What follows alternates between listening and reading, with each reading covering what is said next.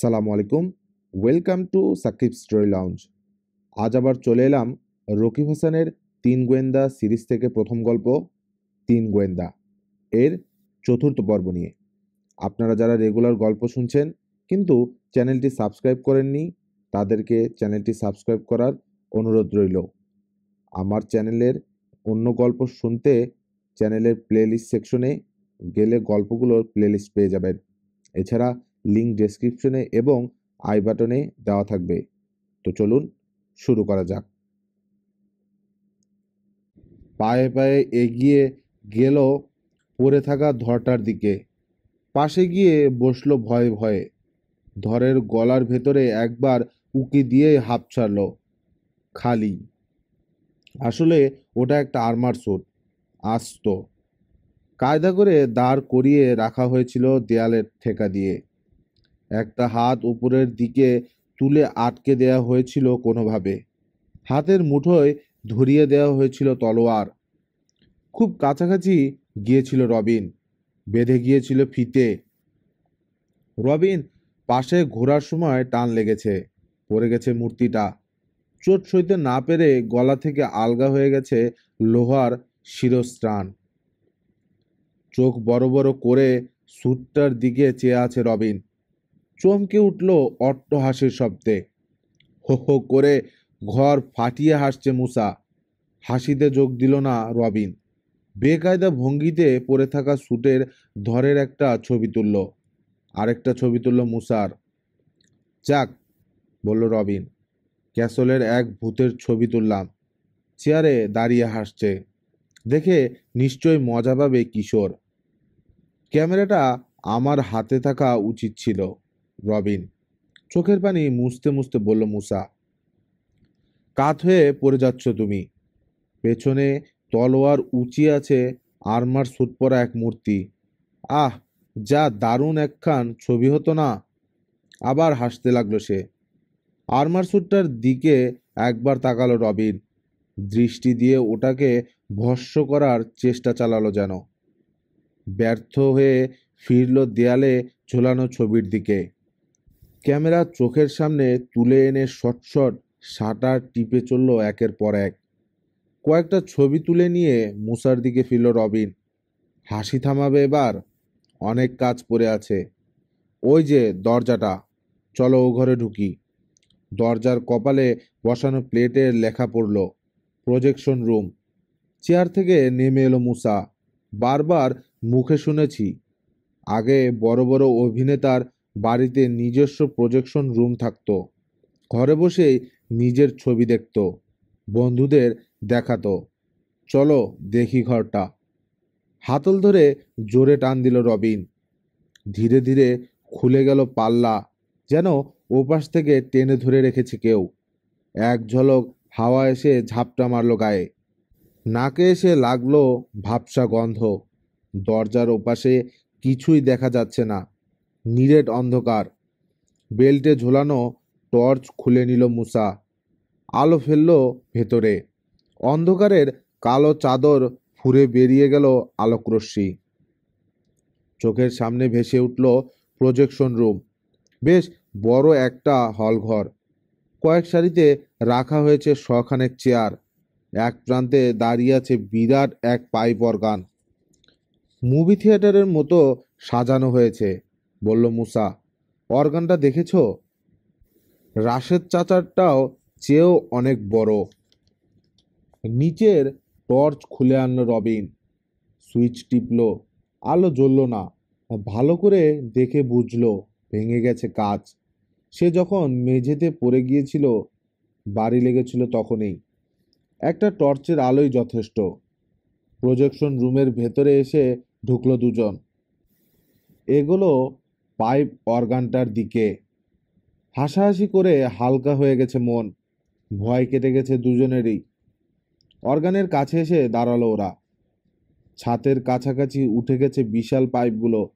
ধুলোবালি আর মাকড়সার জাল লেগে আছে। অর্গানের একটা ছবি তুলল রবিন। আলো ফেলে ফেলে পুরো ঘরটা দেখলো ওরা।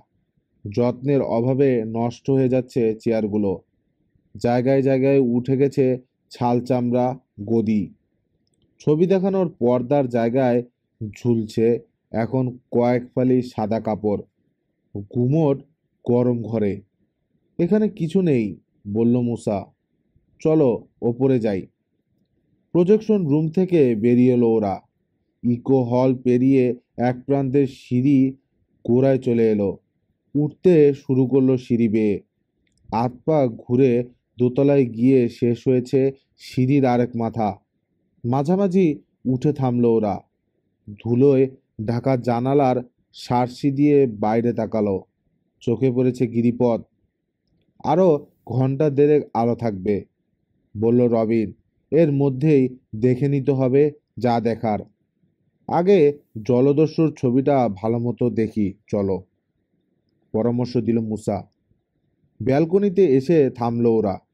দুজনেই ধরল ছবির তার। টান দিল। ভীষণ ভারী ফ্রেম।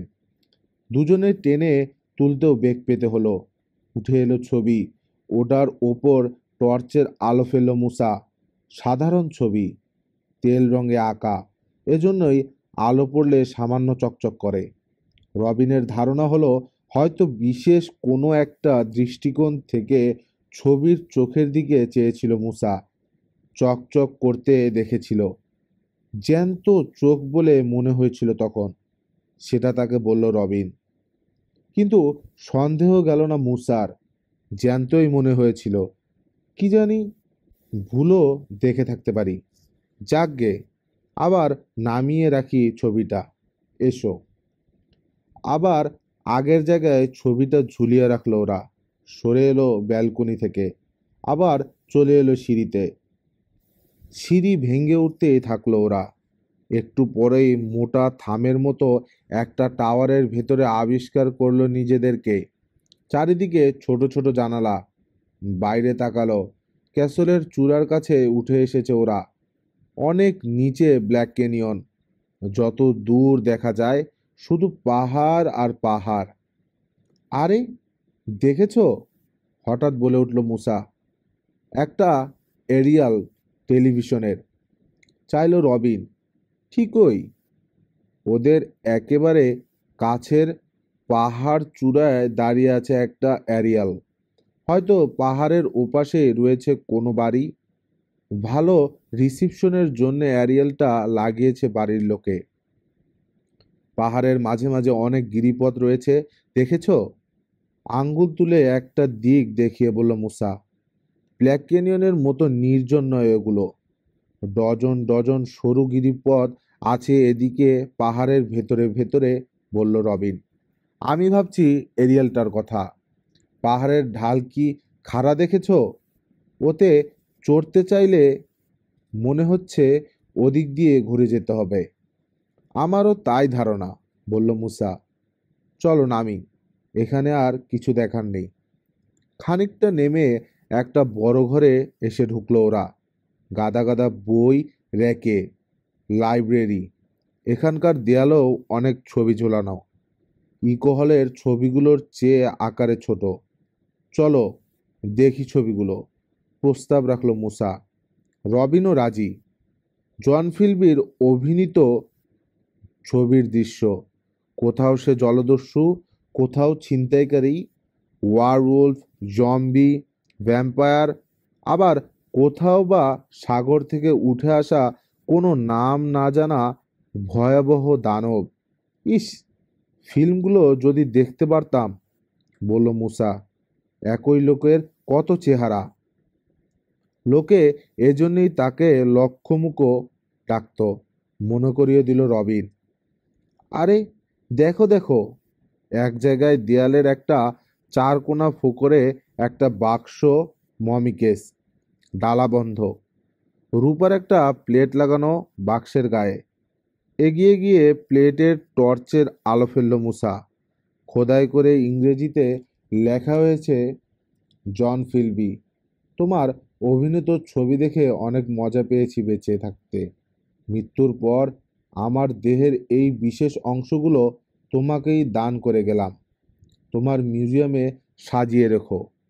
Peter Haynes. সেরেছে, চাপা গলায় বলে উঠল মুসা। ভেতরে কি আছে? আর কি, নিশ্চয়ই মমিটমি কিছু, অন্য কিছু হতে পারে। এসো দেখি। ডালা ধরে ওপরের দিকে টান দিল মুসা। পেয়ে যায় ভারী, তুলতে কষ্ট হচ্ছে। ডালাটা অর্ধেক উঠে যেতেই ভেতরে চাইল মুসা। ওরে বাপরে বলেই ছেড়ে দিল ডালা। সরে হলো এক লাফে। কি কি হলো? রবিনের গলায় উৎকণ্ঠা, দাঁত বের করে হাসছে। কঙ্কাল! উরি বাপরে! বার দুই ঢোক গিলল রবিন। কঙ্কাল? নড়ে চড়ে ওঠেনি তো? বুঝতে পারলাম না। এসে তো আবার তুলে দেখি। ভয়ে ভয়ে এসে আবার ডালা ধরল মুসা। রবিনও হাত লাগালো। ডালা তুলে ভেতরে উকি দিল দুজনেই। সাধারণ একটা কঙ্কাল পড়ে আছে চিত হয়ে। না, নড়ছে না, একেবারে স্থির। খামুকা ভয় পেয়েছ, বলল রবিন। নিশ্চয় ওটা পিটার হেনসোর কঙ্কাল। একটা ছবি তুলে নিই, কিশোর খুশি হবে। ছবি তুলে নিল রবিন। মুসা নেই ওখানে, জানালার ধারে সরে যাচ্ছে। সর্বনাশ! হঠাৎ চিৎকার শোনা গেল মুসার। রবিন, জলদি করো, অন্ধকার। তা কি করে হয়? হাত ঘড়ির দিকে চাইল রবিন। এখনো 1 ঘন্টা আলো থাকার কথা। কি জানি, দেখে যাও। জানালার ধারে সরে এলো রবিন। ঠিকই, বাইরে গিরিপথে অন্ধকার নামতে শুরু করেছে। উঁচু পাহাড়ের ওপারে হারিয়ে গেছে সূর্য। ভুলেই গিয়েছিলাম। রবিনের গলায় শঙ্কা। এসব পাহাড়ি অঞ্চলে সূর্য একটু তাড়াতাড়ি ডোবে। চলো বেরিয়ে পড়ি, তাগাদা দিল মুসা। অন্ধকারে এখানে এক মুহূর্তে থাকতে রাজি না আমি। বারান্দায় বেরিয়ে এলো ওরা। দুই প্রান্ত থেকেই সিঁড়ি নেমে গেছে, দেখতে ঠিক একই রকম। কাছের সিঁড়িটার দিকে এগিয়ে গেল ওরা। নামতে শুরু করলো। এক জায়গায় এসে শেষ হলো সিঁড়ি। একটা হল ঘরে এসে ঢুকেছে ওরা। আবছা অন্ধকার। এক নজর দেখেই বুঝলো এটা ইকোরুম নয়, অন্য ঘর। এক প্রান্ত থেকে সিঁড়ি নেমে গেছে। এদিক দিয়ে যাইনি আমরা, বলল রবিন। চলো ফিরি। ওপরতলায় উঠে অন্য সিঁড়ি দিয়ে নামবো। কি দরকার? বাধা দিল মুসা। ওই তো সিঁড়ি নেমে গেছে।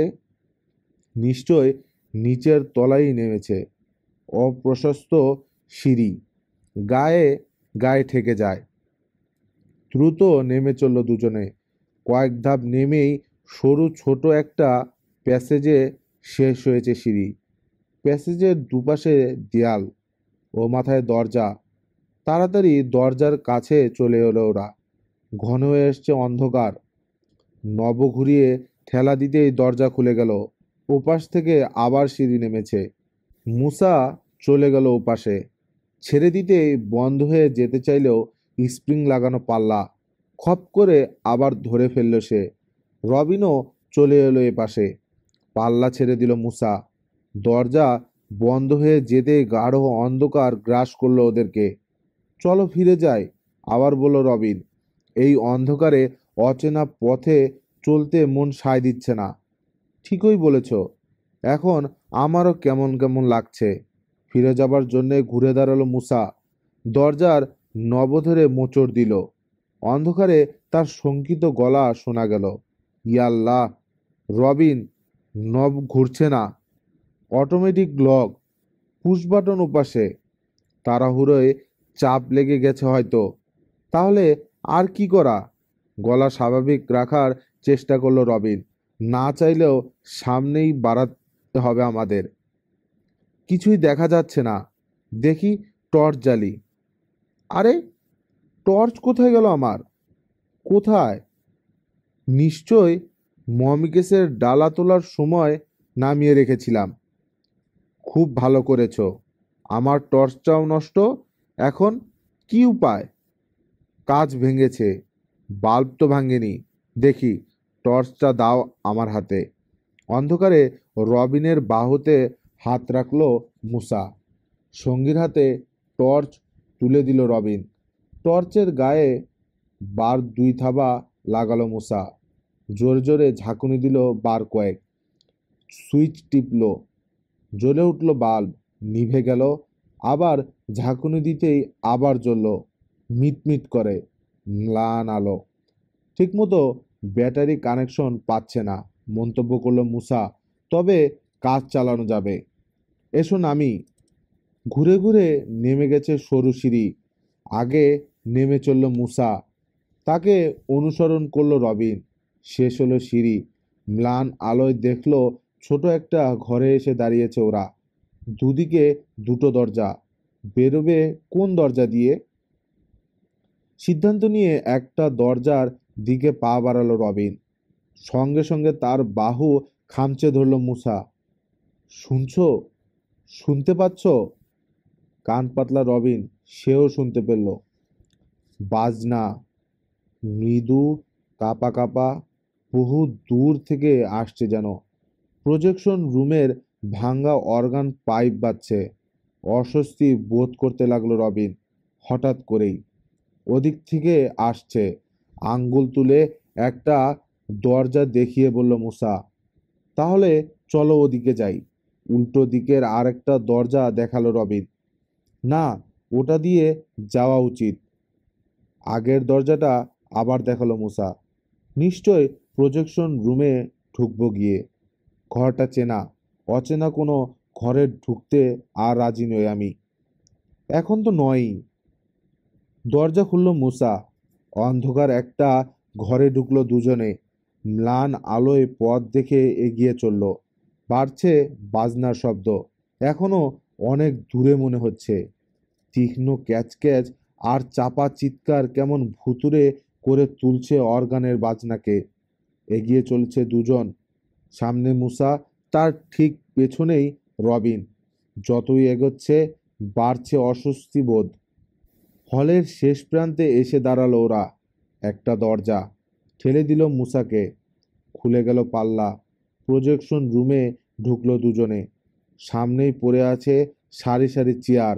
ম্লান আলোয় সামনের কয়েকটা চেয়ার দেখা যাচ্ছে আবছাভাবে। অর্গান পাইপটা রয়েছে অন্য প্রান্তে। অন্ধকারে দেখা যাচ্ছে না। যেদিক থেকে বাজনার শব্দ আসছে সেদিকে তাকালো মুসা। খপ করে চেপে ধরল রবিনের একটা হাত। রবিনও তাকালো, স্থির হয়ে গেল সঙ্গে সঙ্গে। মেঝের ফুট চারেক উঁচুতে বাতাসে ঝুলে আছে অদ্ভুত নীল আলো। নির্দিষ্ট কোনো আকার নেই। মুহূর্তে মুহূর্তে বিভিন্ন আকৃতি নিচ্ছে আলোটা। কাঁপছে থির থির করে। ক্রমেই বাড়ছে অর্গান পাইপের বাজনা। সেই সঙ্গে তীক্ষ্ণ ক্যাচ ক্যাচ আর চাপা চিৎকার যেন সঙ্গত করছে। নীল ভূত, ফিসফিস করে বলল রবিন। অস্বস্তি বোধ উৎকণ্ঠায় রূপ নিয়েছে। ভয়ে বুক কাঁপছে দুরু দুরু। তীব্র আতঙ্কে রূপ নিতে বেশি দেরি নেই আর। কোন দরজা দিয়ে গেলে ইকো রুম পাওয়া যায় আন্দাজ করে নিল ওরা। ছুটল। ধাক্কা দিয়ে পাল্লা খুলে ফেলল মুসা। প্রায় ছিটকে এসে পড়ল ইকো রুমে। হলের দিকে ছুটল। হল, সদর দরজা পেরিয়ে বারান্দায় বেরিয়ে এলো দুজনে।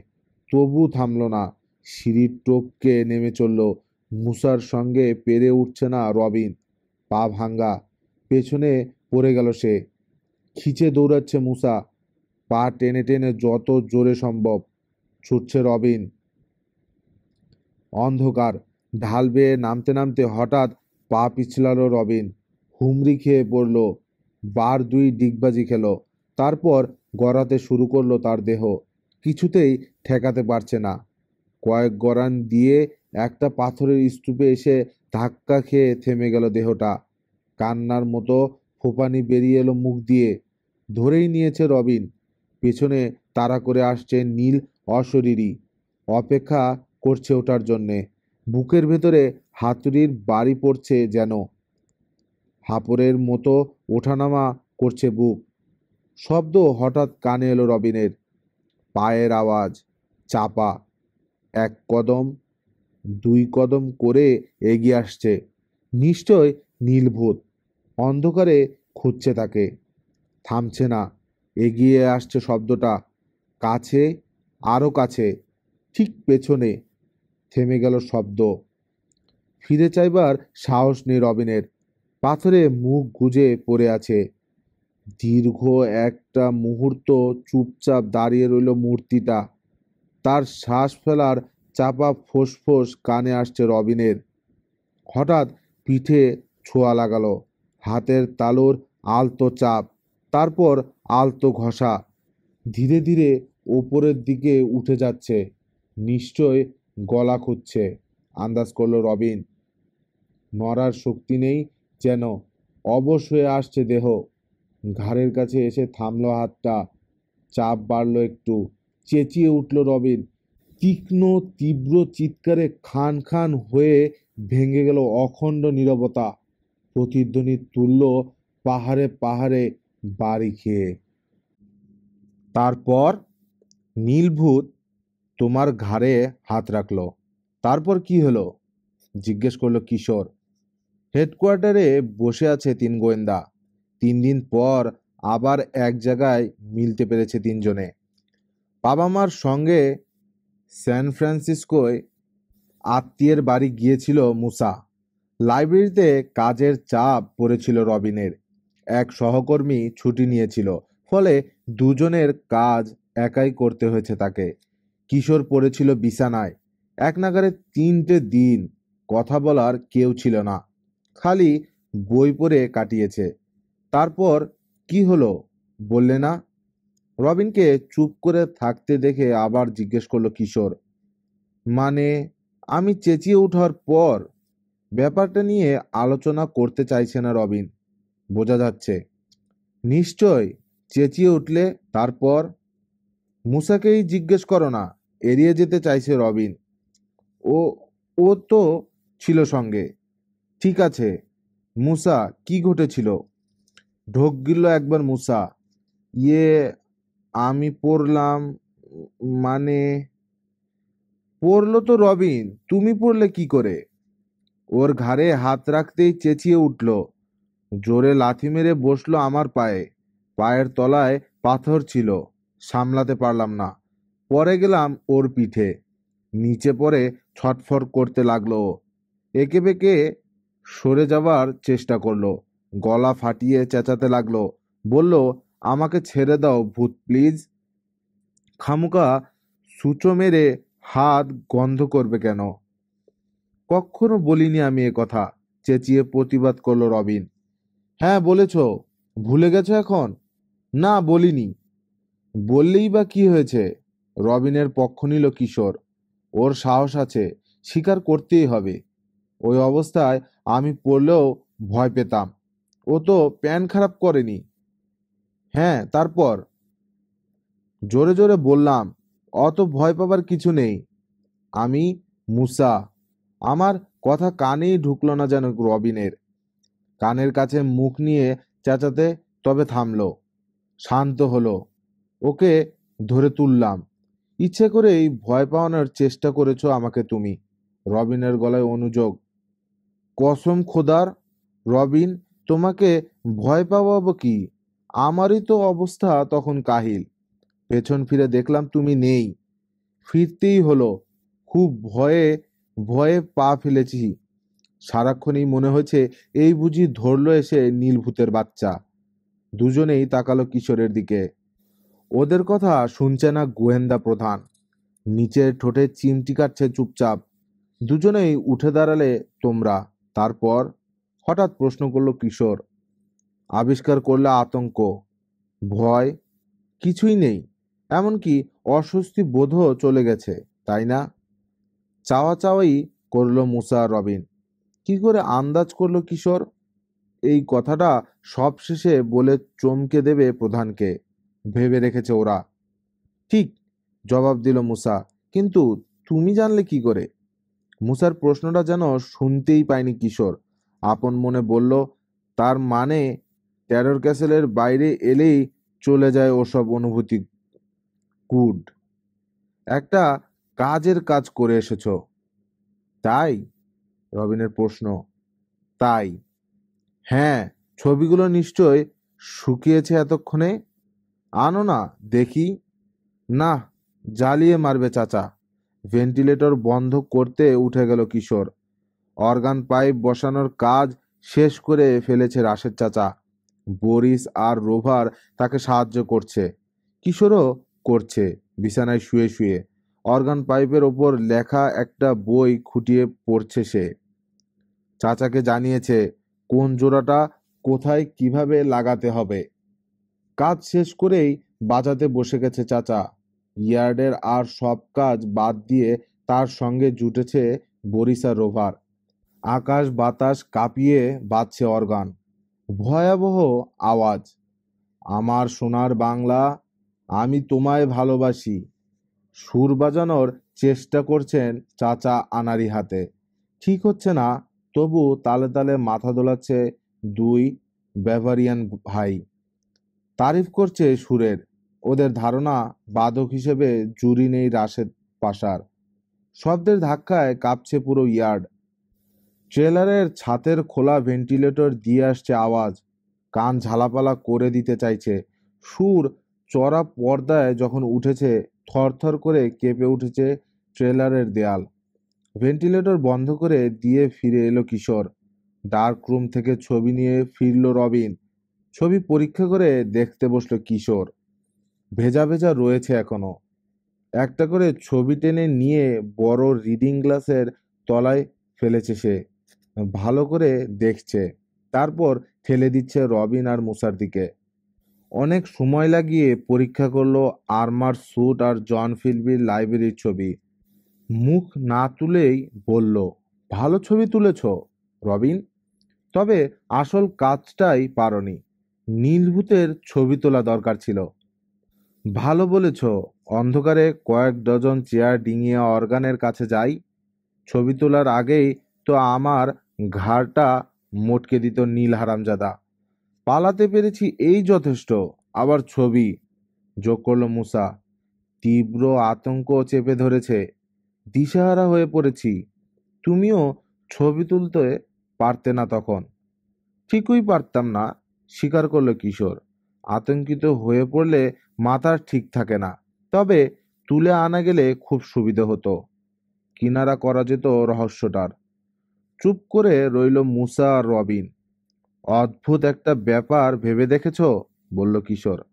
টেরর ক্যাসেলের ভূত সূর্য ডোবার আগেই দেখা দিয়েছে, কিন্তু ক্যাসেলের ভেতরে অন্ধকার হয়ে গেছিল, প্রতিবাদ করল মুসা। বেড়ালেও দেখতে পেত কিনা সন্দেহ। তবু বাইরে তখনও সূর্য ডোবেনি। রাত নামার আগে ভূত বেরিয়েছে এমন শোনা যায়নি কখনো। যাকগে, ওসব নিয়ে পরে ভাবা যাবে, এখন ছবিগুলো দেখি। আর্মার ছুটের ছবির দিকে চাইল কিশোর। এখনো চকচকে আছে স্যুটটা, মরচে পড়েনি। ঠিকই সাই দিল রবিন। দুই একটা জোড়ায় মরচে দেখেছি শুধু, এছাড়া পুরো স্যুটটাই চকচকে। আর এই যে লাইব্রেরির বইগুলো, ধুলোয় মাখামাখি হয়ে থাকার কথা ছিল, নেই। হালকা ধুলো ছিল, বলল মুসা, তবে অনেক দিন পরে থাকলে যতটা থাকার কথা ততটা নয়। হুম। মমিকেসে রাখা কঙ্কালের ছবিটা টেনে নিল কিশোর। নিজের কঙ্কাল উপহার দেয়া সত্যি অদ্ভুত। ঠিক এই সময় দরাম করে শব্দ হলো একটা। জঞ্জালের স্তূপ থেকে লোহার ভারী কিছু খসে পড়েছে, আছড়ে পড়েছে ট্রেলারের গায়ে। কারণ অর্গান পাইপ আরো জোরে বাজছে এখন। সর্বনাশ, চেঁচিয়ে উঠল মুসা। ভূমিকম্প শুরু হবে। কান খারাপ হয়ে গেল নাকি চাচার? ভুরু কোচকালো কিশোর। আর সইতে পারছি না, বেরিয়ে যেতে হবে। জিনিসটা দিয়েই বেরিয়ে পড়ব। অপেক্ষা করে রইল রবিন আর মুসা, উৎসুক দৃষ্টি। টেবিলের ড্রয়ার থেকে তিনটে লম্বা চক বের করলো কিশোর। সাধারণ চক, একটা নীল, একটা সবুজ, অন্যটা সাদা। এগুলো কেন, জানতে চাইল মুসা। আমাদের চিহ্ন রেখে যাবার জন্যে। বলতে বলতেই সাদা চক দিয়ে দেয়ালে বড় একটা প্রশ্নবোধক আঁকল কিশোর। সাদা প্রশ্নবোধক, আমার চিহ্ন, সবুজ রবিনের, আর নীল তোমার। কোথাও পথ হারিয়ে ফেললে এই চিহ্ন রেখে যাব আমরা।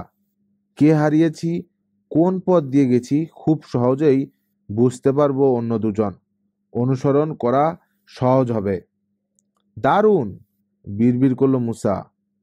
কিশোর, তোমার তুলনা হয় না। অনেক সুবিধে এতে। মুসার কথায় কান দিল না কিশোর। দেয়াল, দরজা, জানালার পাল্লা কিংবা অন্য যে কোনোখানে চক দিয়ে প্রশ্নবোধক আঁকতে পারবো আমরা। অন্য কারো চোখে পড়লো তেমন কিছুই বুঝবে না, ভাববে কোনো দুষ্ট ছেলের খেয়াল। অথচ আমাদের কাছে এটা মহামূল্যবান। এখন থেকে যার যার রঙের চক বয়ে বেড়াবো আমরা, কখনো কাজ ছাড়া করব না, ঠিক আছে? মাথা কাত করে সায় জানালো অন্য দুজন। আর হ্যাঁ, আসল কথাই এলো কিশোর। মিস্টার ক্রিস্টোফারের অফিসে ফোন করেছিলাম আজ সকালে। কেরি জানিয়েছে আগামীকাল সকালে স্টাফদের নিয়ে মিটিংয়ে বসবেন পরিচালক। সিদ্ধান্ত নেবেন কোন ভুতুড়ে বাড়িতে ছবির শুটিং করবেন। তার মানে কাল সকালের আগেই তার সঙ্গে দেখা করতে হবে আমাদের। তার মানে? না, চেঁচিয়ে উঠল মুসা। আমি পারবো না। আমি আর যাব না টেরর ক্যাসেলে। শিওর ওই বাড়িতে ভূত আছে। কোনো প্রমাণের দরকার নেই আমার। বিছানায় শুয়ে শুয়ে অনেক ভেবেছি। মুসার কথায় কোনো রকম ভাবান্তর হলো না কিশোরের। সিদ্ধান্ত নিয়ে ফেলেছি, টেরর ক্যাসেলে ভূত থাকলে দেখে ছাড়বো। মিস্টার ক্রিস্টোফার কথা দিয়েছেন আমাদের নাম প্রচার করবেন। এ সুযোগ কিছুতেই হাতছাড়া করব না আমি। তোমাদেরও করা উচিত হবে না। বাড়িতে বলে আসবে আজ রাতে আর নাও ফিরে যেতে পারো। আবার ঢুকবো আমরা টেরর ক্যাসেলে। আজই ভেদ করব এর রহস্য। চাঁদ নেই, গাঢ় অন্ধকারে ডুবে আছে ব্ল্যাক ক্যানিয়ন। তারার আলোয় আবছা দেখা যাচ্ছে টেরর ক্যাসেলের অবয়ব। আরে বাপরে, কি অন্ধকার!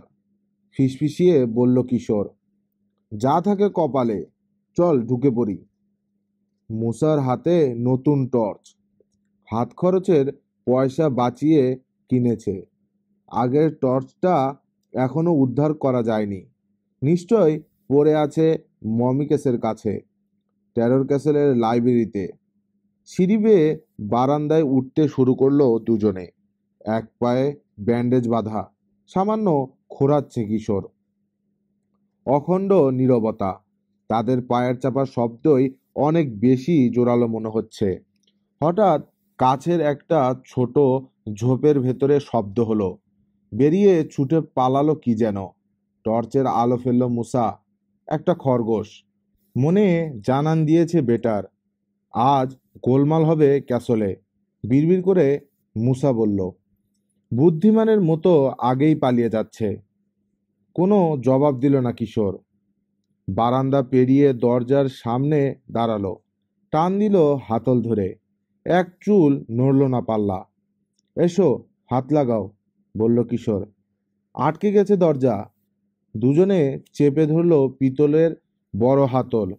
জোরে হ্যাচকা টান লাগালো। খুলে চলে এলো হাতল। তাল সামলাতে না পেরে ছিটকে পেছনে পড়ে গেল দুজনে।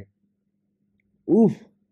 ওপর থেকে কিশোরকে ঠেলে সরানোর চেষ্টা করে বলল মুসা, সরো সরো, পেটের উপর পড়েছ। দম বন্ধ হয়ে যাচ্ছে আমার। মুসার পেটের ওপর থেকে গড়িয়ে সরে এলো কিশোর। উঠে দাঁড়ালো। মুসা উঠল। টিপে টুপে দেখছে কোথাও ভেঙেছে কিনা বুকের পাঁজর। না, ঠিকই আছে মনে হচ্ছে। মুসার কথায় কান নেই কিশোরের। টর্চের আলোয় পরীক্ষা করে দেখেছে হাতলটা। দেখেছ? বলল কিশোর। হাতলের ছিদ্রে আটকে আছে স্ক্রুগুলো। মাথার খোঁজে খোঁচার দাগ। ঘষা লেগেছে হয়তো কোনো কারণে। গত 15 দিনে অনেকবার টানা হয়েছে ওটা ধরে। পুরনো জিনিস, সইতে পারিনি, খুলে এসেছে। আমি অন্য কথা ভাবছি, বলল কিশোর। খুলে আসতে সাহায্য করা হয়নি তো? মানে ঢিল করে রাখা হয়নি তো? খালি সন্দেহ, বলল মুসা। দরজা খুলতে না পারলে ভেতরে ঢুকবো কি করে? ফিরেই যেতে হবে। না, ঢোকার অন্য কোনো পথ বের করতে হবে। ওই যে পাশে আঙ্গুল তুলে দেখালো কিশোর। জানালা, ওদিক দিয়ে চেষ্টা করে দেখি চলো। বারান্দার এক প্রান্তে চলে এলো দুজনে। দেয়ালে বড় বড় জানালা, ফ্রেঞ্চ উইন্ডো, আঙিনার দিকে মুখ করে আছে। মোট 6টা। ঠেলে ঠুলে দেখলো ওরা। 5টাই ভেতর থেকে আটকানো। একটা পাল্লার ছিটকিনি ভাঙা, আধ ইঞ্চি মতো ফাঁকা হয়ে আছে। ধরে টান দিল কিশোর। জোর লাগালো না, হা হয়ে খুলে গেল পাল্লা। ভেতরে উকি দিল সে। গাঢ় অন্ধকার। টর্চের আলো ফেলল কিশোর। লম্বা একটা টেবিল চোখে পড়ল। চারপাশে চেয়ার। টেবিলের শেষ মাথায় কয়েকটা বাসন পড়ে আছে। Dining room. নিচু গলায় বলল কিশোর, এদিক দিয়ে ঢুকতে পারবো। জানালা টপকে ভেতরে এসে ঢুকলো দুজনে। আলো ফেলে দেখলো কি কি আছে ঘরের ভেতরে। দেয়ালের একপাশে বসানো কাঠের বড় দেয়ালের আলমারি, পাশে কয়েকটা তাক, দরজা কয়েকটা। বলল কিশোর, কোনটা দিয়ে যাব? ফিরে গেলেই ভালো। ওরে বাপরে, চেঁচিয়ে উঠল মুসা। কথা বেরোলো না আর। গলা টিপে ধরেছে যেন কেউ। কি কি হলো? কাছে সরে এলো কিশোর। ও, ওই যে তোতলাচ্ছে মুছা। ও, ওটা। মুসার নির্দেশিত দিকে তাকালো কিশোর। স্থির হয়ে গেল সঙ্গে সঙ্গে। আবছা আলোয় দেখলো লম্বা একটা মেয়ে চেয়ে আছে তাদের দিকে। পরনে 300 বছর আগের পোশাক, গলায় দড়ির ফাঁস, দড়ির অন্য মাথা বুকের ওপর দিয়ে ঝুলছে। নেমে এসেছে মাটিতে। অপলকে চেয়ে আছে মুসা আর কিশোর। মেয়েটাও চেয়ে আছে ওদের দিকে। মুসা ধরেই নিয়েছে ওটা প্রেতাত্মা। বাড়ি ছিল ইংল্যান্ডে, ফাঁসি দিয়ে মরেছে। ওই যার কথা বলেছে হ্যারি প্রাইস। দীর্ঘ কয়েকটা মুহূর্ত। তারপর কিশোর বলল, আমি বললেই সরাসরি ওটার উপর আলো ফেলবে। ফেলো। নড়ে উঠল মেয়েটা। নড়ে উঠল একটা চকচকে কি যেন। একই সঙ্গে ঘুরে গেল দুটো টর্চ। কিন্তু কোথায় মেয়ে? একটা বড় আয়নার ওপর আলো পড়েছে, প্রতিফলিত হয়ে এসে লাগছে দুজনের চোখে। আয়না? অবাক গলায় বলল মুসা। তার মানে আমাদের পেছনে রয়েছে মেয়েটা। পাই করে ঘুরল মুসা। আলো ফেলল পেছনের দিকে। নেই, কোনো মেয়ে নেই, শুধু দেয়াল। চলে গেছে। মুসার গলায় ভয়। আমিও যাচ্ছি এই ভূতের আড্ডায়। আর আমি নেই। পা বাড়ালো সে। দাঁড়াও। সঙ্গীর হাত চেপে ধরল কিশোর।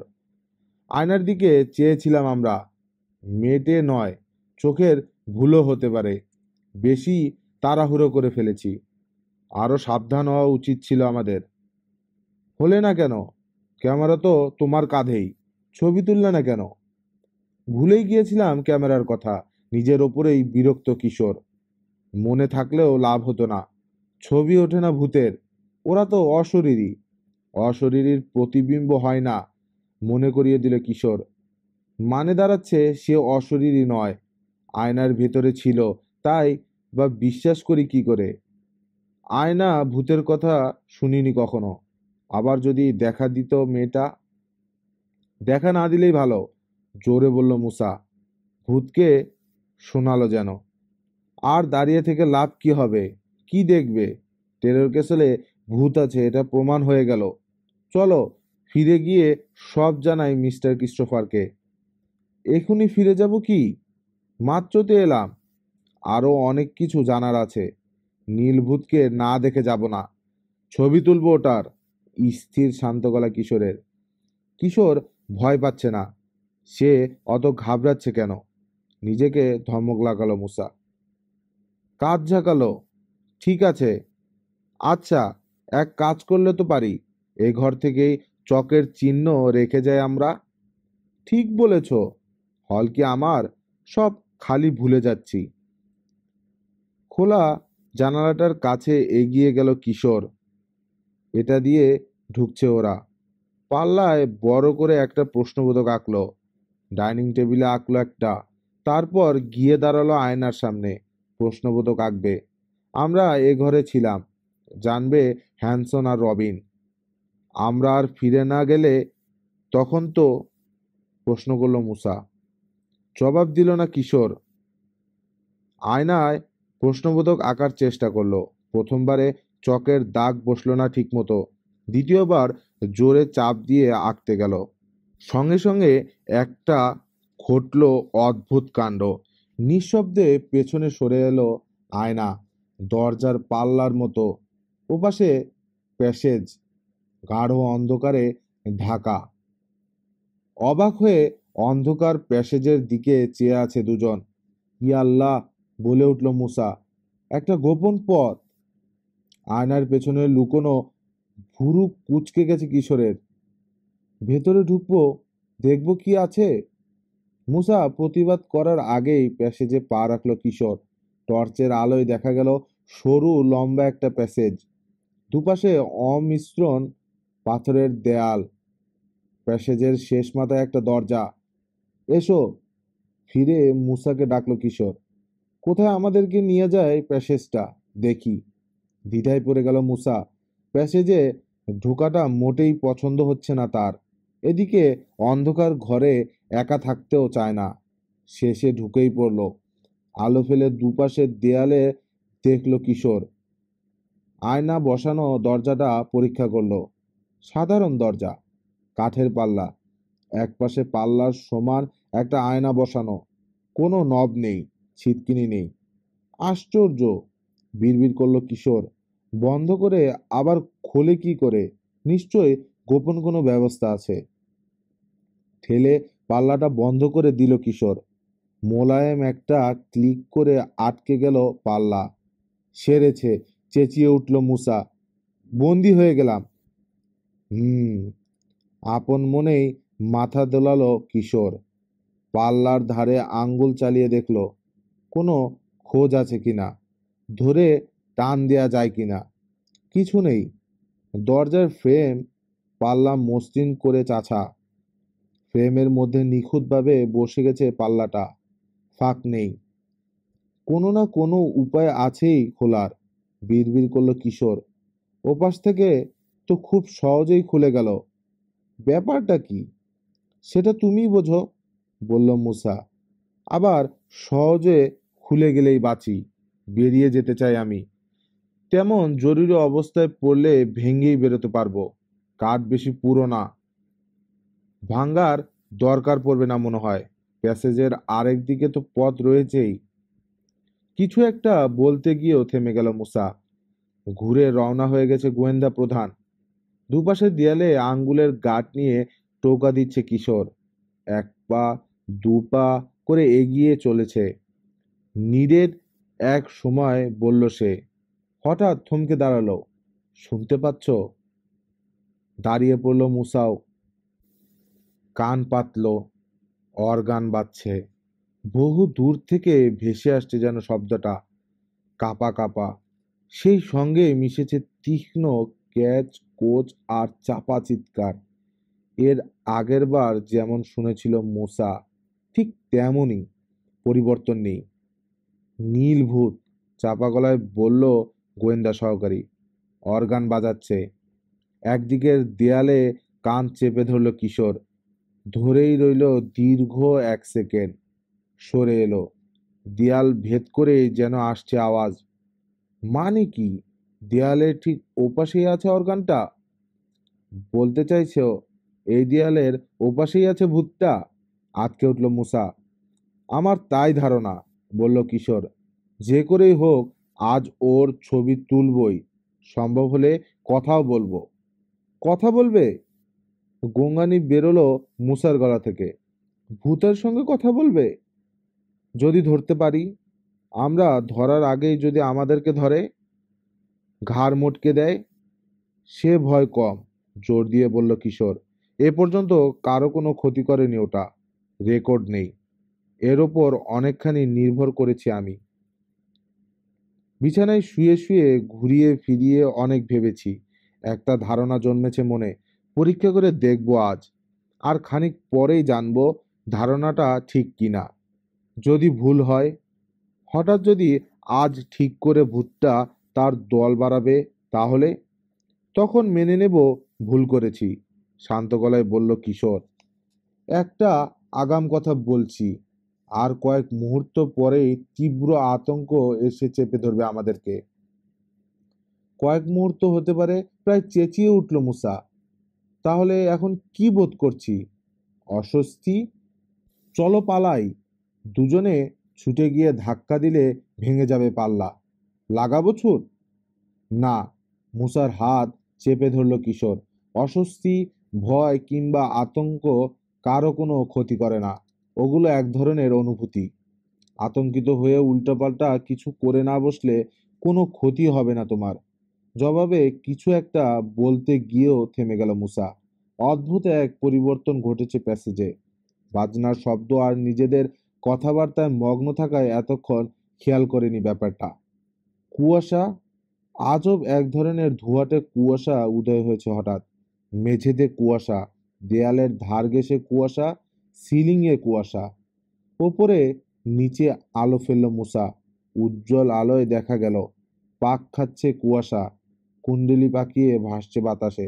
কোথা থেকে আসছে বোঝা যাচ্ছে না, বাড়ছে ধীরে ধীরে। কুয়াশার ভেতর অদ্ভুত কিছু আকৃতি দেখতে পেল যেন সে। দেখো দেখো, কাপা গলায় বলল মুসা। বিচ্ছিরি সব মুখ। ওই ওই যে একটা ড্রাগন, একটা বাঘ। ওরে বাপরে, ভয়ানক এক জলদস্যু। থামো, বাধা দিয়ে বলল কিশোর। আমিও দেখছি ওসব। ছাতে বসে ভেসে যাওয়া মেঘের দিকে চাইলে দেখতে পাবে এই কাণ্ড। ওই কুয়াশা কোনো ক্ষতি করবে বলে মনে হয় না, তবে আতঙ্ক আসছে। সঙ্গীর হাতে হাতের চাপ বাড়ালো কিশোর। কিশোরের হাত চেপে ধরল মুসা। ঠিকই বলেছে গোয়েন্দা প্রধান। হঠাৎ তীব্র আতঙ্ক এসে ভর করলো মনে, ছড়িয়ে পড়তে লাগলো যেন সারা শরীরে। পায়ের তালু থেকে মাথার চাঁদি পর্যন্ত সব জায়গায় অদ্ভুত শিরশিরে এক অনুভূতি চামড়ায় কুঁচকে যাবে যেন। ছুটে পালাতে চাইছে সে। শক্ত করে তার হাত ধরে রেখেছে কিশোর, যেতে দিচ্ছে না। একই অনুভূতি হচ্ছে কিশোরেরও, কিন্তু পাথরের মতো অটল হয়ে দাঁড়িয়ে আছে সে। আতঙ্কের একটা স্রোতের মধ্যে দাঁড়িয়ে আছে যেন ওরা। খেয়াল করলো কুয়াশা বাড়ছে, ঘন হচ্ছে, কুণ্ডলি পাকাচ্ছে, ঘুরছে ফিরছে, ভাসছে বাতাসে, সৃষ্টি করছে আজব আজব সব আকৃতি। কুয়াশাতঙ্ক। অল্প অল্প কাঁপছে কিশোরের গলা, কিন্তু মুসার বাহুতে আঙ্গুলের বাঁধন শিথিল হচ্ছে না সামান্যতম। অনেক বছর আগে এখানে ঢুকে এর কবলে পড়েছিল কে একজন। রেকর্ড আছে। লোক তাড়ানোর শেষ অস্ত্র টেরর ক্যাসেলের। চলো ওপাশ দিয়ে বেরিয়ে পড়ি এবার। নীলভূতকে ধরতে হবে। ও হয়তো ভেবে বসে আছে এতক্ষণে ভয়ে অবশ হয়ে গেছি আমরা। আমি যাব না কোনো মতে, বলল মুসা। দাঁতে দাঁত ঠোকাঠুকি করছে। আমার শরীর অবশ, কিছুতেই পা নাড়াতে পারছি না। কি ভাবলো কিশোর? তারপর বলল, শোনো, খামোকা ভয় পেও না। ভাবনা চিন্তা করে কি বুঝেছি আমি জানো? বুঝেছি টেরর ক্যাসল সত্যি ভুতুড়ে। সে কথাই তো তোমাকে বোঝাতে চেয়েছি এতদিন। তবে ভুতুড়ে করে তোলার পেছনে রয়েছে একজন মানুষ, জীবন্ত মানুষ। জন ফিলবি নিজে, যে আত্মহত্যা করেছে বলে লোকের ধারণা। বলো কি? এতই অবাক হয়েছে মুসা, আতঙ্ক ভুলে গেছে। ঠিকই বলছি। ভূত সেজে এতগুলো বছর বাস করে আসছে টেরর ক্যাসেলে। লোককে ভয় দেখিয়ে তাড়িয়েছে, কিন্তু তা কি করে হয়? বিশ্বাস করতে পারছে না মুসা। আমরাও তো কয়েকবার ঢুকলাম ক্যাসলে, কখনো তার দেখা পাইনি। তাছাড়া খাবার, লোকের চোখ এড়িয়ে কি করে জোগাড় করে জানি না। দেখা হলে জিজ্ঞেস করব। আসলে লোককে ভয় দেখিয়ে তাড়ানো পর্যন্তই, এর বেশি কিছু করে না সে। কারো কোনো ক্ষতি করে না। ক্যাসলটা তার দখলে থাকলেই খুশি। আতঙ্ক গেছে? আরে হ্যাঁ, চলে গেছে। আর ভয় পাচ্ছি না, পাও উঠছে, যেদিকে নিয়ে যাব যাবে। চলো তাহলে নীলভূতের সঙ্গে দেখা করি। পা বাড়ালো কিশোর, পেছনে চলল মুসা। ভয় কেটে গেছে, অবাক হয়ে ভাবছে এতগুলো বছর একা টেরর ক্যাসলে কি করে বাস করলো জন ফিলবি। আরো অনেক প্রশ্ন এসে ভিড় করছে মনে, কিন্তু জবাব খুঁজে পাচ্ছে না ওগুলোর। প্যাসেজের শেষ মাথায় দরজার কাছে চলে এলো ওরা। অবাক কাণ্ড, ধাক্কা দিতেই খুলে গেল পাল্লা। ওপাশে গাঢ় অন্ধকার, কি আছে না আছে আলো না জেলে বোঝার উপায় নেই। হঠাৎ বেড়ে গেল যেন বাজনার শব্দ, দেয়ালে প্রতিহত হচ্ছে। একটা বড় ঘরে এসে দাঁড়িয়েছে ওরা, প্রজেকশন রুম। ফিসফিস করে মুসার কানের কাছে বলল কিশোর, আলো জেলো না, চমকে দিতে হবে ওকে। দেয়ালের ধার ঘেঁষে পাশাপাশি এগিয়ে চলল দুজনে। একটা কোণে এসে ঠেকলো। হঠাৎ গলা ফাটিয়ে চেঁচিয়ে উঠল মুসা। নরম হালকা কিছু একটা তার মুখ মাথা পেঁচিয়ে ধরেছে। টেনে সরাতে গিয়েই বুঝলো মখমলের ছেঁড়া পর্দার কাপড়। কোণ ঘুরে আবার এগোলো ওরা। কয়েক পা এগিয়েই থমকে দাঁড়ালো কিশোর। হাত চেপে ধরল মুসা। ভাঙা অর্গানের সামনে নড়াচড়া করছে ম্লান নীল আলো। অন্ধকারেই বুঝতে পারল মুসা, ক্যামেরা রেডি করছে তার সঙ্গী।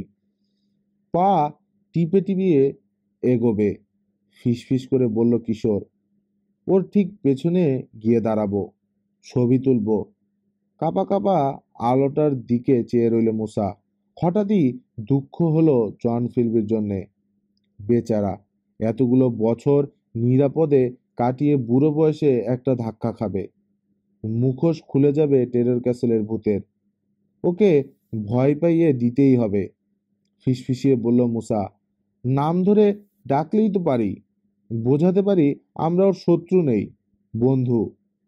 ভালো কথা, সায় দিল কিশোর, তবে এখন না, আরো কাছে গিয়ে ডাকবো। নীল আলোর দিকে আবার এগিয়ে চলল ওরা। মিস্টার ফিলবি, হঠাৎ জোরে ডাক দিল কিশোর। মিস্টার ফিলবি, আমরা আপনার সঙ্গে কথা বলতে চাই, বন্ধু। কিছুই ঘটল না, বেজেই চলল অর্গান, কাঁপতে থাকলো নীল আলো। মিস্টার ফিলবি, আরো কয়েক পা এগিয়ে আবার ডাকলো কিশোর। আমি কিশোর পাশা, আমার সঙ্গে মুসা আমান, আপনার সঙ্গে শুধু কথা বলতে চাই। থেমে গেল বাজনা, জোরে কেঁপে উঠল একবার আলোটা, তারপর চলতে শুরু করলো। ধীরে ধীরে উঠে যাচ্ছে উপরের দিকে, ছাতের কাছে গিয়ে ঝুলে রইল। আলোটার দিকে চেয়ে আছে কিশোর আর মুসা। এই সময়ই টের পেল কেউ এসে দাঁড়িয়েছে তাদের পেছনে। ওরা কিছু বুঝে ওঠার আগেই ঘটল ঘটনা। ক্যামেরা হাতেই ধরা রইল কিশোরের। জ্বলে উঠল মুসার হাতের টর্চ। জালে আটকা পড়ে গেল দুজনে। মাথার উপর থেকে নেমে এসেছে জাল। এতই আচমকা, কিছু করারই সুযোগ পেল না ওরা। কাছেই দাঁড়িয়ে আছে দুজন আরব।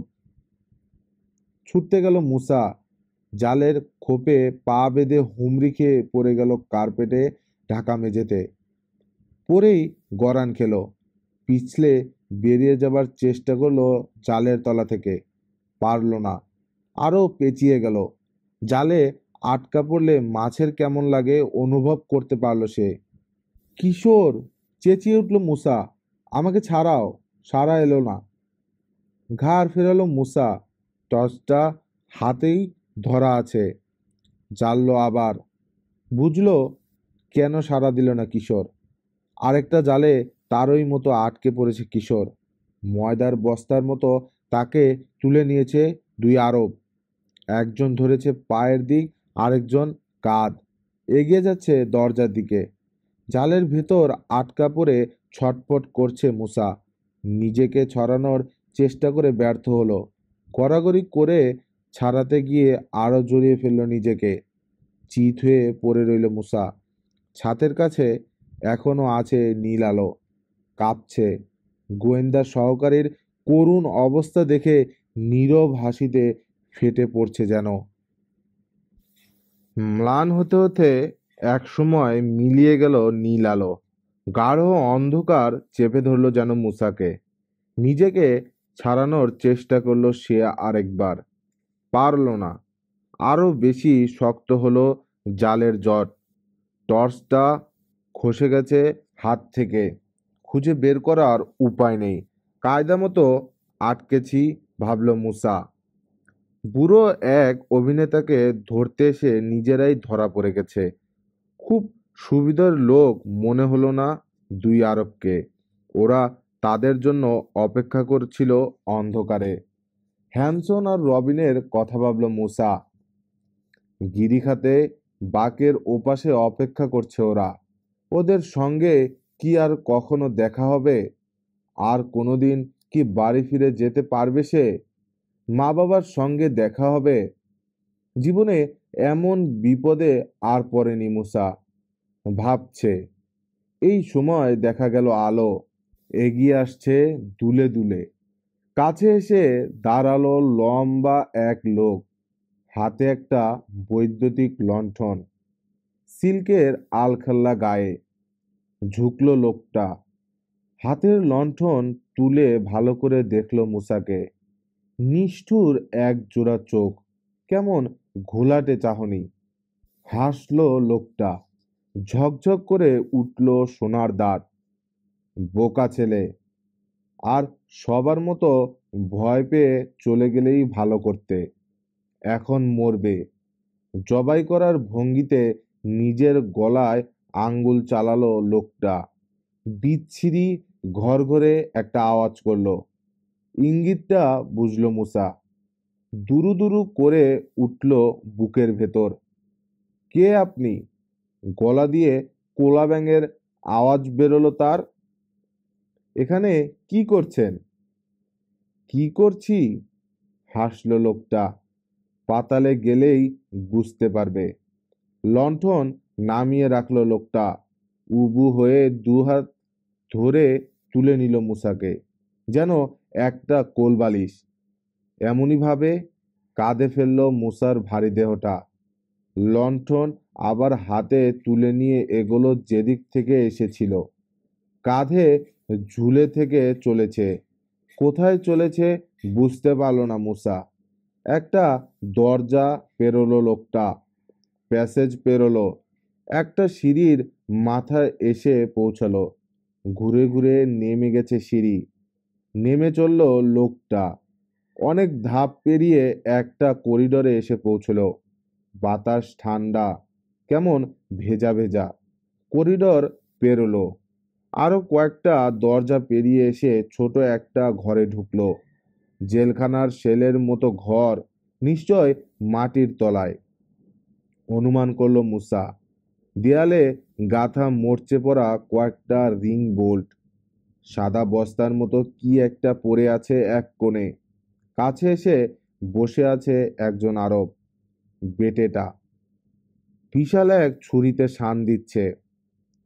আবদাল কোথায়? আলখেল্লাধারী লোকটা জিজ্ঞেস করলো।